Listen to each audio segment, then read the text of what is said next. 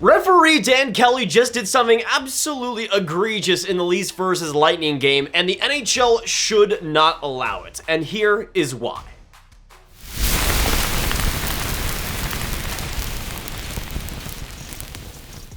Hello guys, and welcome back to another episode of Grav Spicy Takes. This time we're taking a look at Dan Kelly and what he did against Michael Bunting in the Leafs versus Lightning game that gets me all riled up. Now, as I was eating some very good pasta for dinner, I was watching the Leafs versus Lightning game in the first period, and as the first period trailed to the end, chaos ensued and everybody got involved in a huge scrum in front of the net. And as that scrum starts to wind down, the referee, Dan Kelly, just decides to go right into Michael Bunting and skate him off the ice. Now, the thing is, Dan Kelly could have just sat him there and done nothing else, but he decided to push Michael Bunting right off the ice and into the hallway and continually push him after Michael Bunting was just wondering what the heck was going on. But there was a lot of forceful contact there from a referee that shouldn't be getting involved nearly that much in the first place. Thankfully for Michael Bunting, he didn't really give any force back, or else that would have been at least a 10-game suspension.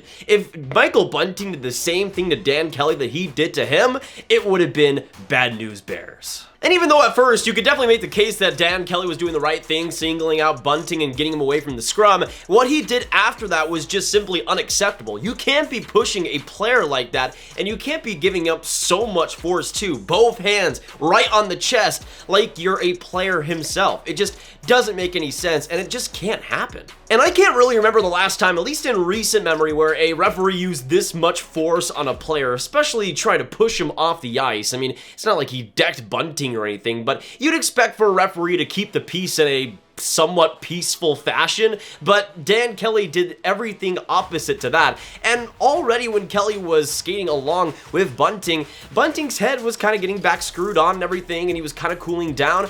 I didn't think that type of force was necessary, but Dan Kelly, I guess, decided otherwise. But even though the NHL will absolutely not do this, Dan Kelly should still be held accountable for something like this. Using that physicality against a player is absolutely the worst thing to do against a player, and to use it in such an unnecessary way. It's not like Bunting was crashing people and still going back to the scrum. He was still going out and still talking and still chirping and everything, but it wasn't like he was needing that push to go inside and everything. But Dan Kelly still decided to go that route, and to me, it was the absolute worst move to make. But let me know what you guys think about my spicy take this time around. Am I overreacting? Am I underreacting? What do you guys think should have happened in this play? Do you think Dan Kelly was in the right? Let us know all your thoughts down below, and of course hit that like button, hit that subscribe button, hit that notification bell to the Sportsnet YouTube channel, and share the spicy takes with all your friends, and I'll see you in the next one.